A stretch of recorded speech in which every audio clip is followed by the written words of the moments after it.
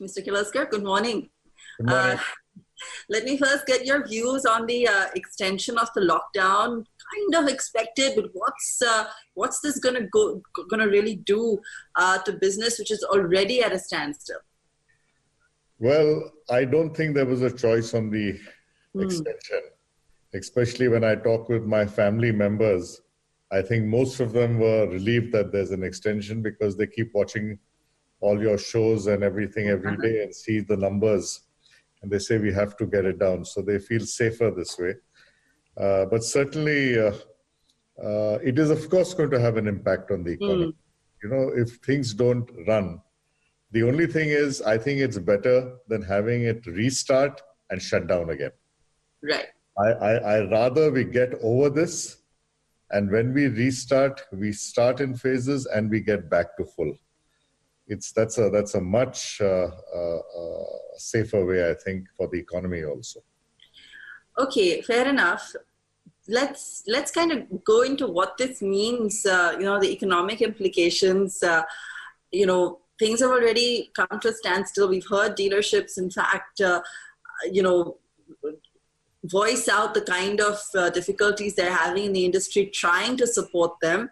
Yeah. We've had factories shut and manufacturers trying to look for other alternatives as to where to start production.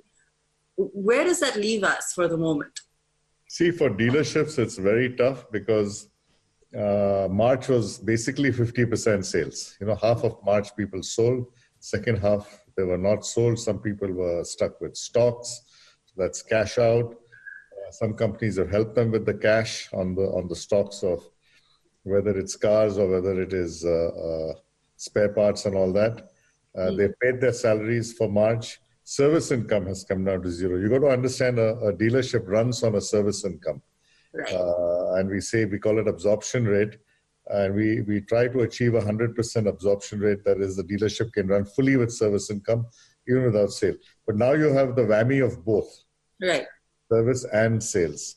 And so April is an extremely tough month for all of them because there are going to be no sales and probably nothing in terms of service, whatever emergency calls they're doing. Exactly. But that's not much of an income.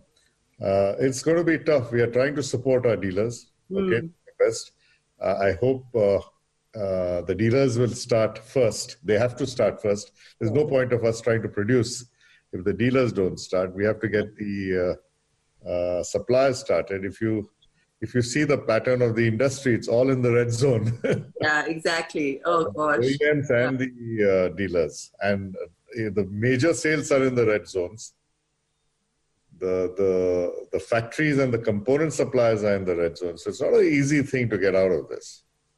Wow. Okay. So, I mean, as you said, we're going to start a phased out recovery whenever that is. What's the kind of hit, however, you see on the demand side as well? I mean, on one hand, you have, the government trying to, of course, or the RBI trying to provide every possible stimulus. But on the other hand, you will have layoffs and perhaps some more frugality. Do you see, demand coming back within the next couple of quarters? Is that too soon? Is the whole year wiped out? By Diwali, something starts happening. I don't frankly see any great increase in demand even having great demand till Diwali. Just think of it. Will you get up in the morning and say, I want to buy a car in this situation? Or a scooter, maybe scooter, yes, but definitely a car seems very difficult. But then there are some other people like Mr. Bhargav has also recently said that people will be worried about safety as well. Sure. And they may look for their own personal transport. And I think there will be a large amount of retail finance available after the after the lockdown starts opening up, because the banks are fairly flush.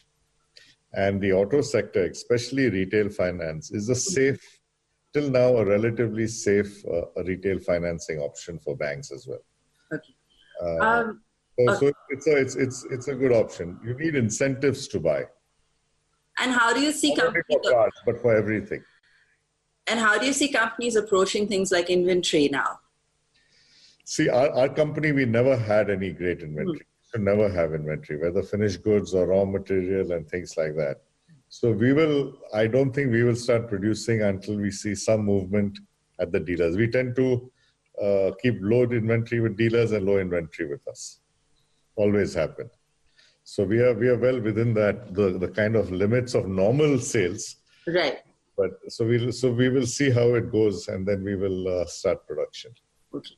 Do you see some companies possibly looking for some kind of an exit strategy, given that this would have completely dried up their cash flows?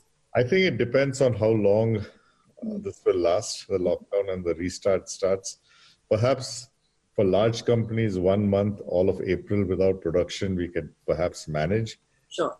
I don't know whether we can manage May without production. Right. Okay.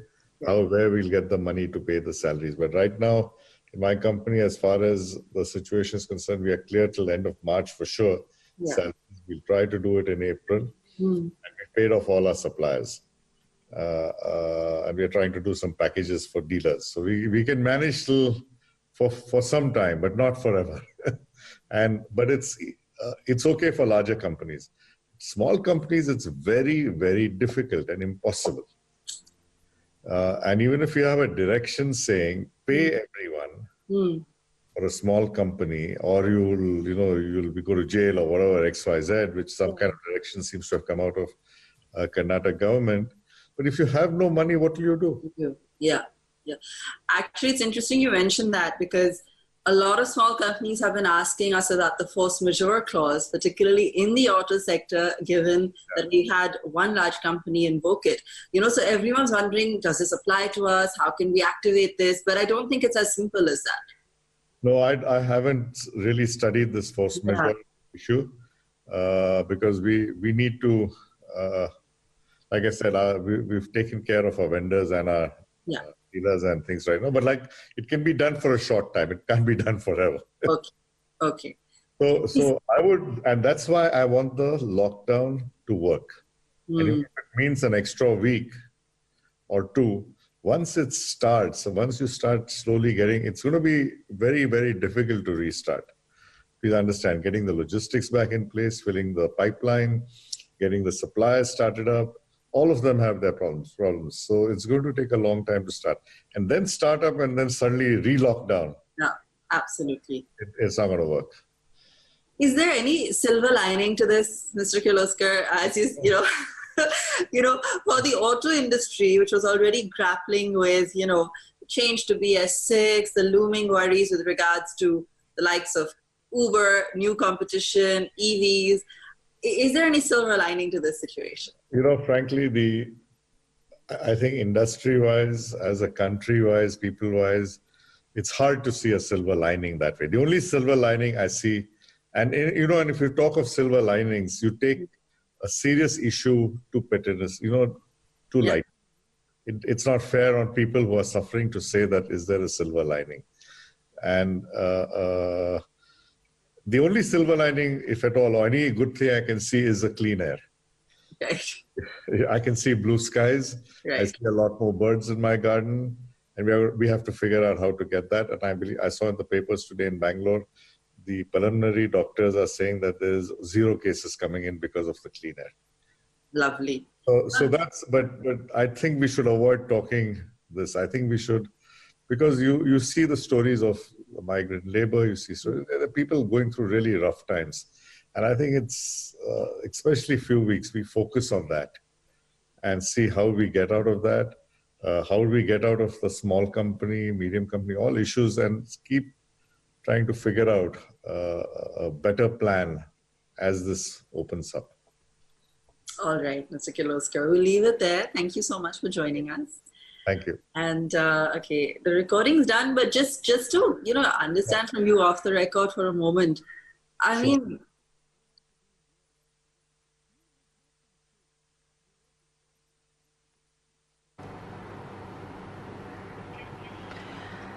all right, that was Mr. Kirloskar speaking on, of course, the impact for the industry, and it is a grim situation.